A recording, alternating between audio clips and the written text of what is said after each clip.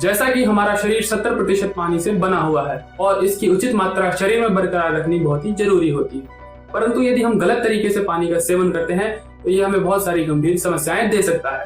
जैसे यह हमें जोड़ों का दर्द कर सकता है, यह किडनी की समस्या कर सकता है, चर्म रोग कर सकता है, हृदय की समस्या और पाचन को खराब कर सकता है। यदि आप पानी पीने के उन सही तरीकों को जानना चाहते हैं जो हमारे आयुर्विज्ञान के ग्रंथों में वर्णित हैं, तो हमारे साथ बने रहें। हो सकता है आपने पहले इनमें से कुछ नियम जाने होंगे, परंतु सभी नहीं, इसीलिए वीडियो को अंत तक देखना जरूरी है। आइए खोलते हैं पानी का राज। सादर प्रणाम, मैं विशाल एक बार पुनः स्वागत करता हूँ आपका अपने यूट्यूब चैनल सनातन मार्ग पर। शरीर को डिहाइड्रेट रखना बहुत ही जरूरी होता है, परंतु यह कहीं से सुनकर या पढ़कर नहीं, बल्कि इसके बारे में अच्छी तरह समझकर, क्योंकि आज के समय आपको ऐसी बहुत सी सलाह मिलेगी जिसमें 8 से 10 गिलास पानी दिन में आपको पर्याप्त बताया जाएगा और आप बिना सोचे समझे, बिना प्यास के इस मात्रा को पूरा करने में लग जाएंगे। परंतु पानी का लिमिट से अधिक सेवन हमारे पाचन तंत्र यानी मेटाबॉलिज्म को डैमेज कर सकता है। इसे आयुर्वेद में मंदाग्नि कहा जाता है।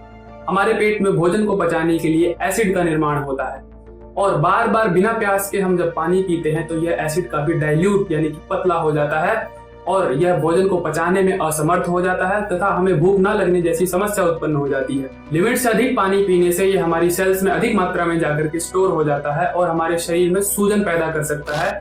या तो पूरे शरीर में सूजन हो सकती है या बॉडी के किसी पार्ट में सूजन हो सकती है। बिना प्यास के अधिक मात्रा में पानी पीने से किडनी के ऊपर वर्कलोड बढ़ता है और आगे चलकर यह डैमेज हो सकती है।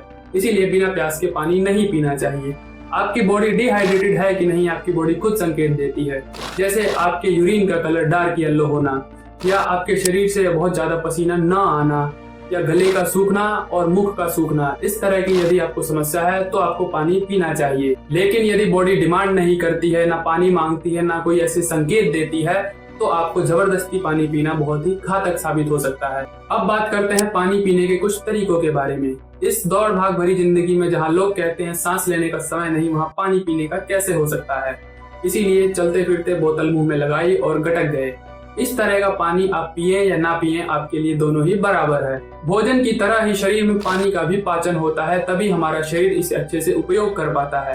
इसके लिए बहुत जरूरी है कि हमारी लार अच्छे से पानी में मिलकर जाए ताकि हमारा शरीर इसे अच्छे से पचा सके और इसके पूरे बेनिफिट ले सके। इसीलिए हमें पानी को तो गटकना बिल्कुल भी नहीं चाहिए।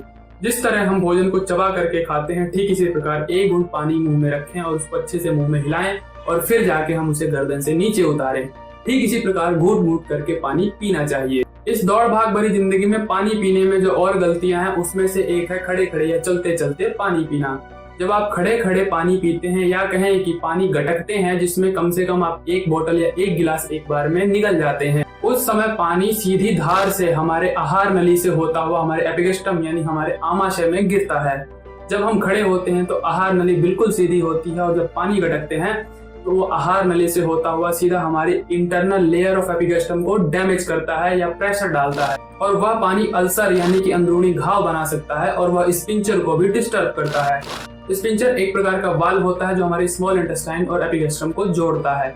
जहाँ से एक बार भोजन इंटेस्टाइन में चला जाए तो वह वापस हमारे एपिगेस्ट्रम में नहीं आ सकता, परंतु पानी के प्रेशर से वह वाल्व डिस्टर्ब हो जाती है और पानी बिना आमाशय में रुके हुए, बिना डाइजेस्ट हुए आगे की ओर इंटेस्टाइन में बढ़ जाता है, जिसके कारण हमारे शरीर में फ्लूइड बैलेंस डिस्टर्ब हो जाता है और भविष्य में चलकर हमारे जॉइंट्स में वो टॉक्सिन्स भर जाते हैं, जिसके कारण हमें जोड़ों में दर्द, घुटनों में दर्द या अर्थराइटिस जैसी समस्या हो सकती है। पानी पीते समय जो हमें अगली बात का ध्यान रखना है वो है एक साथ 2 सोर्सेज से निकले पानी को नहीं पीना। आयुर्वेद में इसका बड़ा ही महत्व है। इसको समझने के लिए हम एक तरफ नदी का जल लेंगे और एक तरफ कुएं का, और जैसे ही हमें प्यास लगी हमने एक गिलास नदी का पानी पिया और उसी वक्त फिर कुएं का पानी हमने एक गिलास और पी लिया, क्योंकि जो अलग अलग सोर्सेज से उत्पन्न जल होते हैं उनकी प्रॉपर्टीज भी अलग अलग होती हैं और जब एक साथ ही हमारे शरीर में जाते हैं तो हमारा शरीर इसे अच्छे से डाइजेस्ट नहीं कर पाता है। आयुर्वेद का ऐसा कहना है। इसको एक और उदाहरण से समझने का प्रयास करें तो एक तरफ हमने उबाला हुआ जल रखा और एक तरफ नॉर्मल टेम्परेचर पर।